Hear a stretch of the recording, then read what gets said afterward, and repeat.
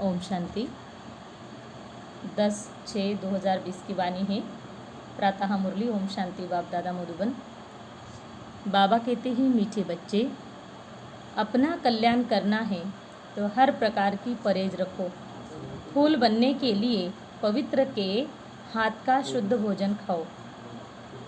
बाबा ने कहा, मीठे बच्चे, अपना कल्याण करना है तो हर प्रकार की परहेज रखो।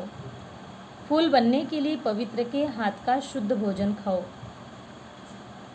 प्रश्न है, तुम बच्चे अभी यहाँ ही कौन सी प्रैक्टिस करते हो जो 21 जन्म तक रहेगी?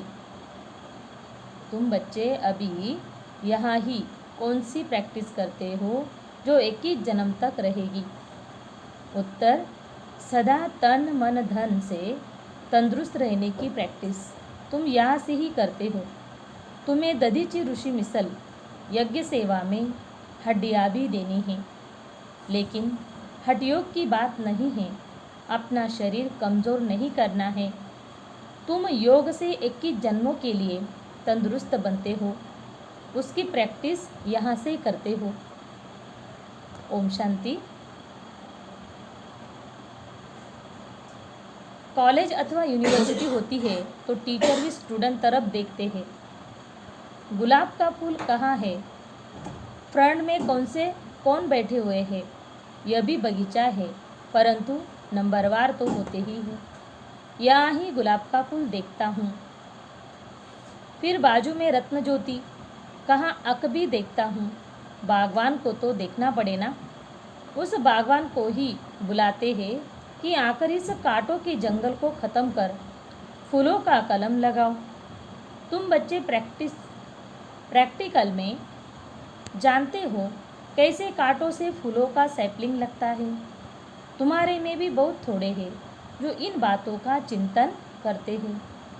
यह भी तुम बच्चे जानते हो, वह बागवान भी है, खिवैया भी है, सबको ले जाते हैं। फूलों को देख बाप भी खुश होते हैं। हर एक समझते हैं हम कांटों से फूल बन रहे हैं। नॉलेज देखो कितनी ऊंची है। इस समझने में भी बहुत बड़ी बुद्धि चाहिए। यह है ही कलयुगी नरकवासी। तुम स्वर्गवासी बन रहे हो। सन्यासी लोग तो घर बार छोड़ भाग जाते हैं। तुमको भागना नहीं है। किसी घर में एक कांटा है तो एक फूल है। बाबा से कोई पूछते हैं, बाबा बच्चे की शादी कराएं? बाबा कहेंगे, भल कराओ, घर में रखो, संभाल करो। पूछते हैं, इससे ही समझा जाता है हिम्मत नहीं है। तो बाबा भी कह देते हैं, भल करो। कहते हैं, हम तो बीमार रहते हैं, फिर बहू आएगी, उनके हाथ का खाना पड़ेगा। बाबा कहेगा, भल खाओ। ना करेंगे क्या? सरकमस्टांस ऐसे है, खाना ही पड़े, क्योंकि मोह भी तो है ना। घर में बहू आई तो बात मत पूछो, जैसे कि देवी आ गई, इतने खुश होते हैं। अब यह तो समझने की बात है, हमको फूल बनना है तो पवित्र के हाथ का खाना है, उसके लिए अपना प्रबंध करना है। इसमें पूछना थोड़ी होता है।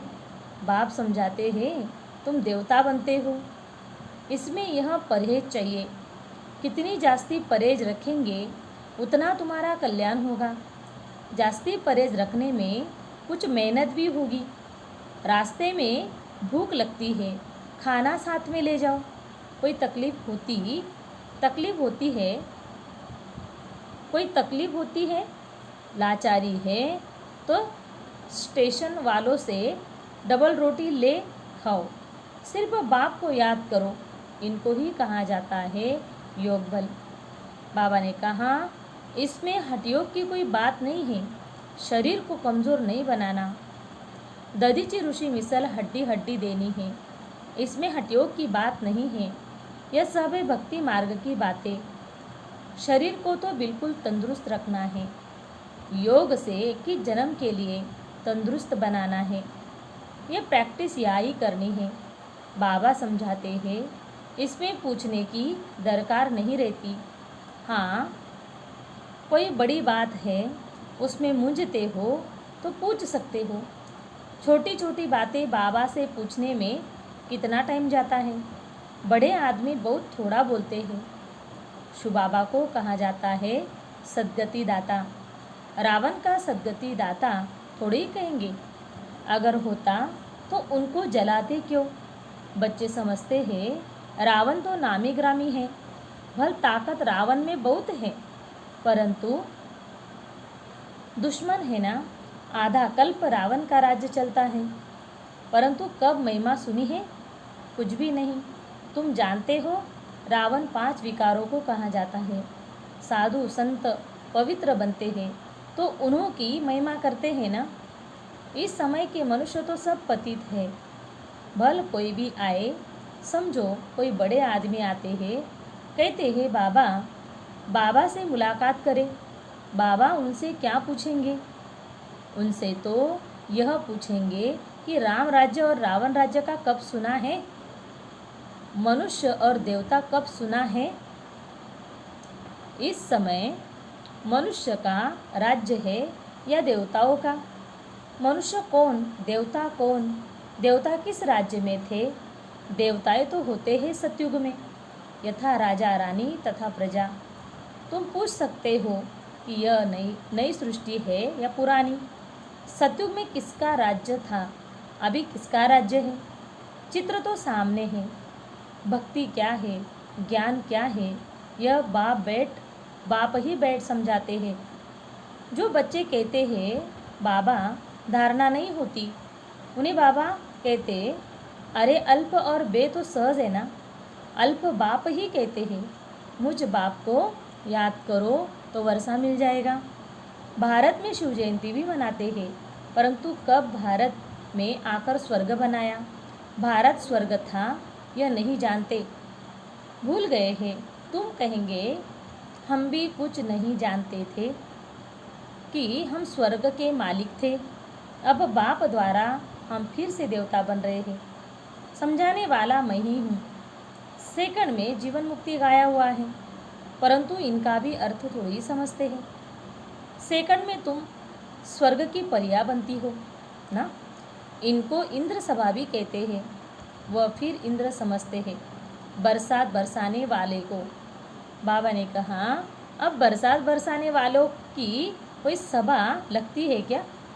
हाँ, इंद्रलट इंद्र सभा क्या क्या सुनाते रहते हैं। आज फिर से यह पुरुषार्थ कर रहे हैं, पढ़ाई है ना। बैरिस्टरी पढ़ते हैं तो समझते हैं कल हम बैरिस्टर बनेंगे। तुम आज पढ़ते हो, कल शरीर छोड़ राजाई में जाकर जन्म लेंगे। तुम भविष्य के लिए प्रारब्ध पाते हो। यहाँ से पढ़कर जाएंगे, फिर हमारा जन्म सतयुग में होगा। एम ऑब्जेक्ट ही है प्रिंस प्रिंसेस बनने की। राजयोग है ना। कोई कहे बाबा हमारी बुद्धि नहीं खुलती, यह तो तुम्हारी तकदीर ही ऐसी है। बाबा ने कहा ड्रामा में पार्ट ऐसा है, उसको बाबा चेंज कैसे कर सकते हैं? स्वर्ग का मालिक बनने के लिए तो सब हकदार है, परंतु नंबरवार तो होंगे ना। ऐसे तो नहीं सब बादशाह बन जाए। कोई कहते ईश्वरीय ताकत है तो सबको बादशाह बना दे, फिर प्रजा कहाँ से आएगी? यह समझ की बात है ना। इन लक्ष्मी नारायण का राज्य था, अभी तो सिर्फ नाम मात्र महाराजा महारानी है। टाइटल भी दे देते हैं। लाख दो देने से राजा रानी का कलब मिल जाता है, फिर चाल भी ऐसी रखनी पड़े। बाबा ने कहा अभी तुम बच्चे जानते हो हम श्रीमत पर अपना राज्य स्थापन कर रहे हैं। वहाँ तो सब सुंदर गोरे होंगे। इन लक्ष्मी नारायण का राज्य था ना।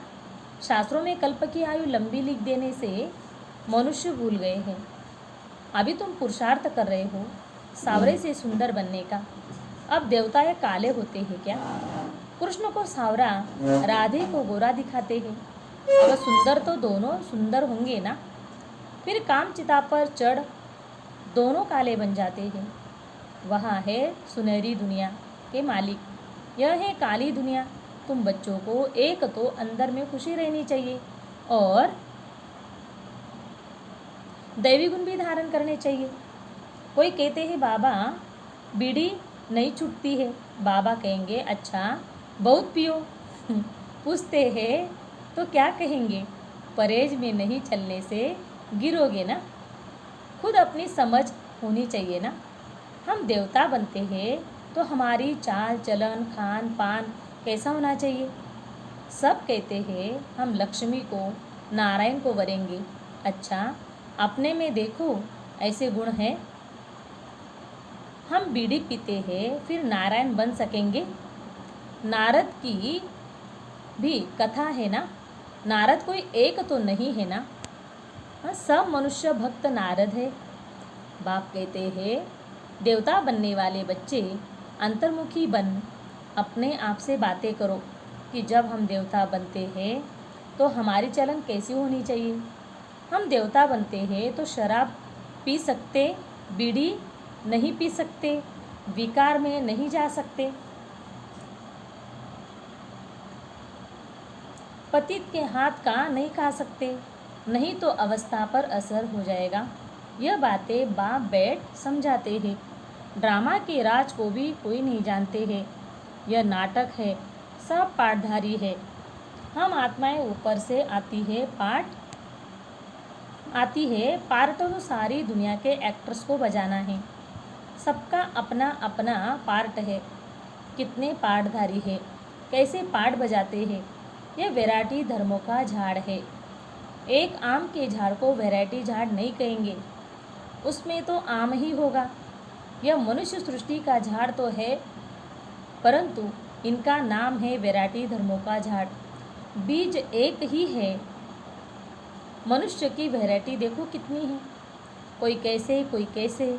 यह बाप बैठ समझाते हैं। मनुष्य तो कुछ नहीं जानते, मनुष्य को बाप ही पारस बुद्धि बनाते हैं। तुम बच्चे जानते हो इस पुरानी दुनिया में बाकी थोड़े रोज़ है। कल्प पहले मुआफिक सैपलिंग लगती रहती है। अच्छी प्रजा साधारण प्रजा का भी सैपलिंग लगता है। यहाँ ही राजधानी स्थापन हो रही है। बच्चों को हर एक बात में बुद्धि चलानी होती है। ऐसे नहीं मुरली सुनी न सुनी या बैठे भी बुद्धि बाहर भागती रहती है। ऐसे भी है कोई तो सम्मुख मुरली सुनकर बहुत गदगद होते हैं, मुरली के लिए भागते हैं। भगवान पढ़ाते हैं तो ऐसी पढ़ाई छोड़नी थोड़ी चाहिए। टेप में एक्यूरेट भरता ही है, सुनना चाहिए। बाबा ने कहा साहूकार लोग खरीद करेंगे तो गरीब सुनेंगे, कितनों का कल्याण हो जाएगा।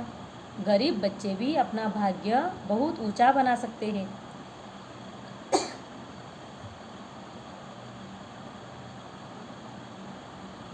बाबा बच्चों के लिए मकान बनवाते हैं। गरीब 2 रुपया भी मनी ऑर्डर कर देते हैं। बाबा इनकी एक ईंट मकान में लगा देना, 1 रुपया यज्ञ में डाल देना, फिर तो कोई हुंडी भरने वाला भी होगा ना। मनुष्य हॉस्पिटल आदि बनाते हैं, कितना खर्चा लगता है। साहूकार लोग सरकार को बहुत मदद करते हैं, उनको क्या मिलता है, अल्पकाल का सुख।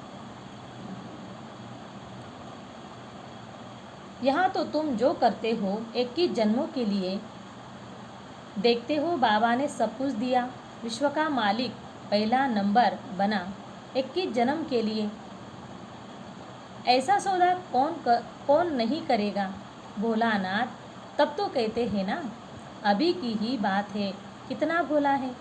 कहते हैं जो कुछ करना है कर दो। कितनी गरीब बच्चियां हैं, सिलाई कर पेट पालती है। बाबा जानते हैं यह तो बहुत ऊंच पद पाने वाली है। सुधा माँ का भी मिसाल है ना। चावल मुट्ठी के बदले 21 जन्म के लिए महल मिले। तुम यह बातें नंबरवार पुरुषार्थ अनुसार जानते हो। बाप कहते हैं मैं भोलानाथ भी हूँ ना। यह दादा तो भोलानाथ नहीं है। यह भी कहते हैं भोलानाथ छुबाबा है, इसीलिए उनको सौदागर रत्नागर जादूगर कहा जाता है। तुम विश्व का मालिक बनते हो या भारत कंगाल है।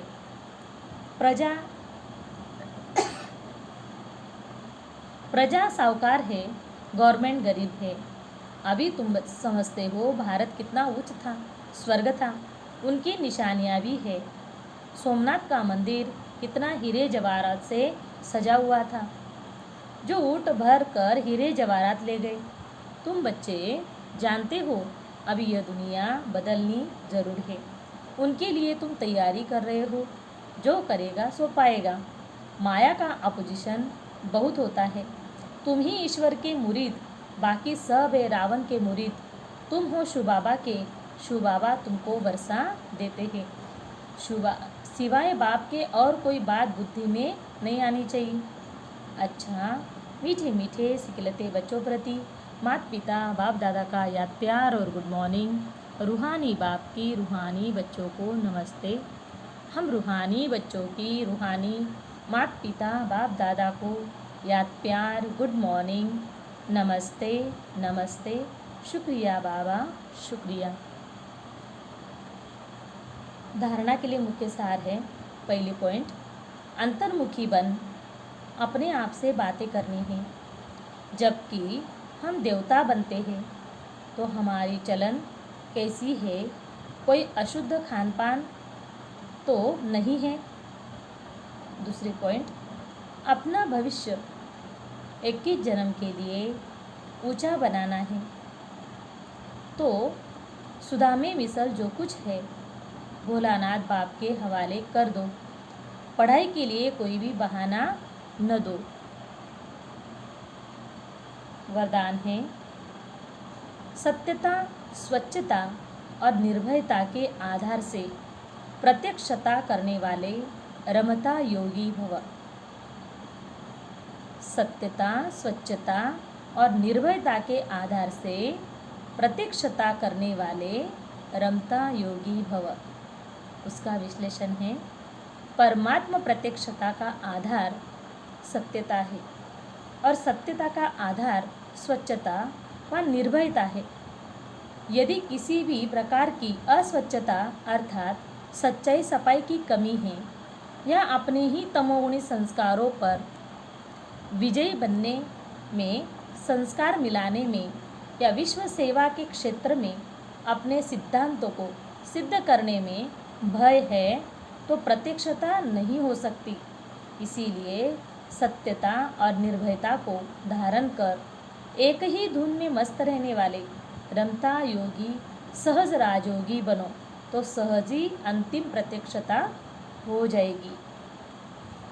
स्लोगन है, बेहद की दृष्टि वृत्ति ही यूनिटी का आधार है, इसीलिए हद में नहीं आओ।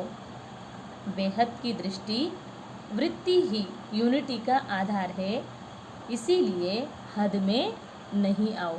अच्छा, ओम शांति, ओम शांति, ओम शांति।